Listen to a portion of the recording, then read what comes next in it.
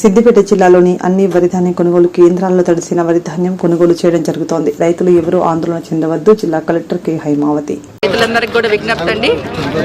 జిల్లాలో మనకి last year మనము 2024-25లో రబీ సీజన్లో 3,81,000 మెట్రిక్ టన్నులు మనము ధాన్యం కొనుగోలు చేయడం జరిగింది.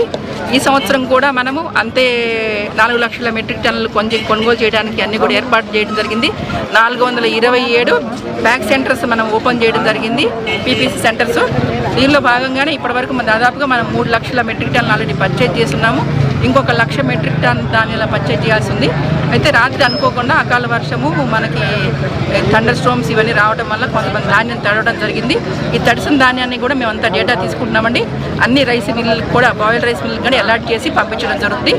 రైతులు కూడా దీనికి సహకరించాలని కోరుతున్నానండి. ప్రతి తడిసిన ధాన్యం అందరూ కూడా కొంటాము, వరి చెందాల్సిన అవసరం లేదు. కాబట్టి ఆ ఇన్ఫర్మేషన్ కన్సర్న్ ప్యాక్ సెంటర్స్ నుంచి కానీ, పీపీసీ సెంటర్స్ నుంచి కానీ, ఐకేపీ సెంటర్స్ నుంచి కూడా మేము సేకరిస్తున్నాము. కాబట్టి మీరందరూ కూడా గుర్తుంచుకోవాల్సిన కోరుతున్నాను. మీరు కూడా గవర్నమెంట్కి సహకరించాలని కోరుతున్నాను.